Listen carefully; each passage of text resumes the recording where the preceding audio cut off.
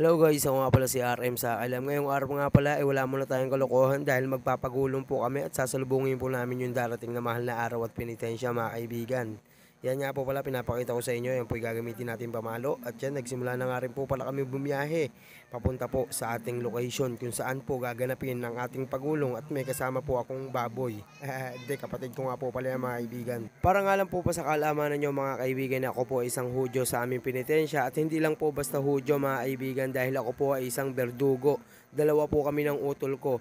Sa totoo lang po, yung tatay po namin talaga yung dating tagahiwa, kung hindi na po kaya ni tatay humiwa, pinamana na po sa amin magkapatid para nga po pagka hindi na po niya kaya at may kailangan po kaming hiwaan sa mga ganitong dumadating na Semana Santa, kami po ng utol ko ang tinatawag ng ating mga kabarangay. At yun nga mga kaibigan, dumating na tayo sa location at kung saan gaganapin ang ating pagulong.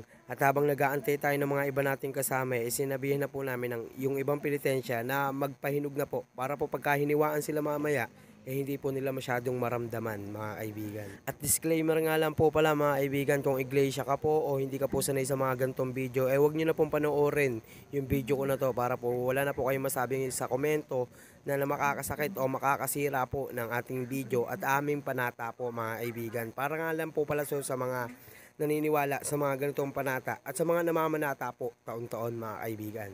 At dito nga mga kaibigan, nagsimula na pong magpahinog habang iniintay po natin yung iba nating kasama. Nagsimula na pong magpahinog yung iba nating mga penitensya. Bakit nga po pala nagpapahinog? Para po hindi po nila maramdaman yung hiwa natin mamaya at para po sumargo po kagad yung dugo nila kapag hiniwaan sila. Sa mga nagtatanong po, ito nga po pala yung ginagamit nating panghiwa. Blade lang po mga kaibigan. At syempre kailangan po kada hiwa nyo ay bago po yung gagamitin nating blade para po hindi masaktan o hindi po magalas yung ating paghihiwa sa kanila at maganda po ang ating paghiwa mga kaibigan.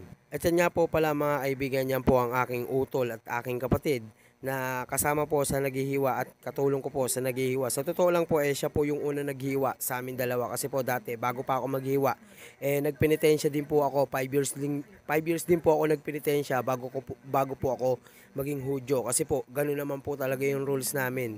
Bago ka po maghudyo o bago ka po pumalo o maghiwa, kailangan po dumanas ka muna o dumaan o matagal ka nang namamanata or nagpenitensya ka na dati bago ka po maging hudyo mga kaibigan. At yan po mga kaibigan bago po tayo magsimula kailangan po natin magdasal at magpasalamat at humingi ng tawad sa ating Panginoon. At yun naman din po kasi ang dahilan kung bakit po tayo namamanata mga kaibigan, para po humingi ng tawad sa ating Panginoon sa ating pagkakasala. At dito nga mga kaibigan, sisimulan ko na maghiwa. At dyan sa kabilang side ko, si utol ko yung naghihiwa dyan, tag-isang side kami.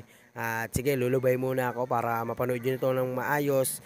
At enjoy nyo lang po. At sana po maunawaan nyo ang aming ginagawa mga kaibigan.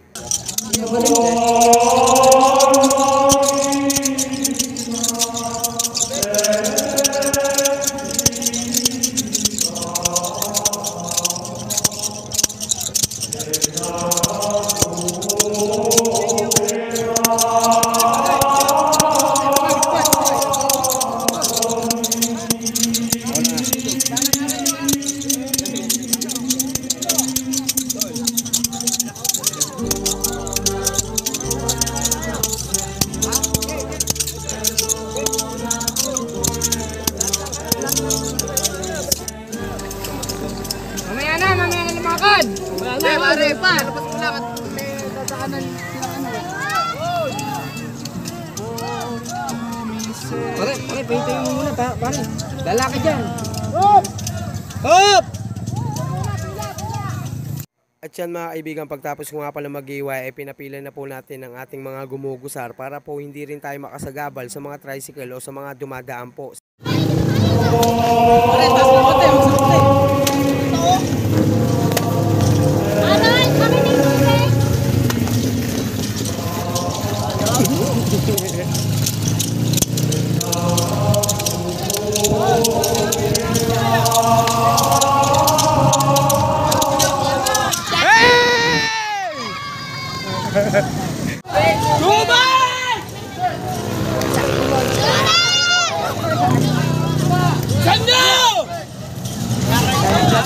Pahinga muna ako, papagod na kakaiyaw. Namalat na ako. Kaya pala videographer natin mga pare, mga asawa ko.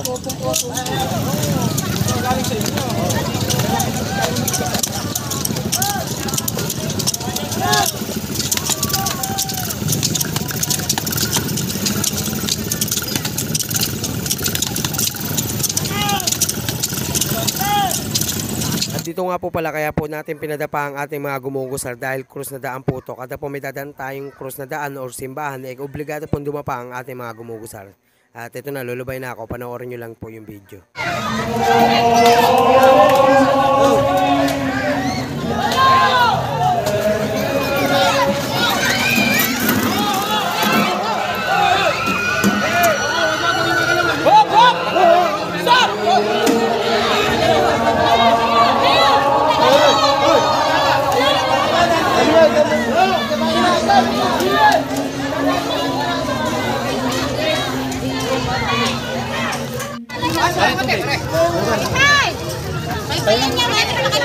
Nga pala yung audio natin na nagkaroon ng violation, kailangan siyang parusahan syempre. Pagka may kasalanan, kailangan parusahan. May violation din po kasi sa audio kapag nagkakaroon ng violation, obligado ang parusahan din. Syempre pag may kasalanan, dapat parusahan. At ito nga mga kaibigan, dahil sa sobrang uhaw ko na at napapagod na rin ako, uminom na ako ng tubig. At dito nga po pala sa dadaanan nating simbahan na to, hindi ko na po kayang pumalo dahil pagod na po ako. Kaya po ang ginawa ko na lang po dito ay lumuhod at nagdasal at humingi ng tawad po sa aking mga kasalanan sa ating Panginoon mga kaibigan. At yun mga kaibigan, dumating na nga rin po pala tayo sa huling simbahan at ito po yung simbahan ng San Juan Akpa. At dito na rin po yung huling palo.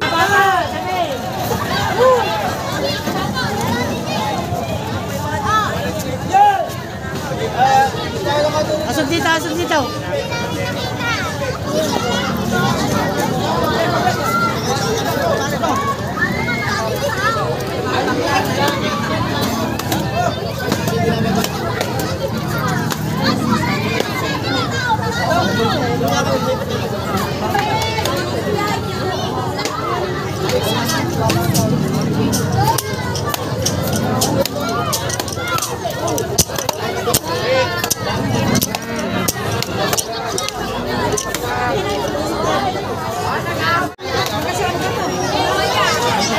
At yun nga, dahil last na palo na natin to at last na simbahan na to natin ay pupuntahan, gusto ko lang po magsalamat sa mga nanonood at hanggang dito sa dulo ay nakaabot. Maraming salamat po sa inyo at sana po sa Miyerkules ay samahan nyo po ulit kaming gumusar.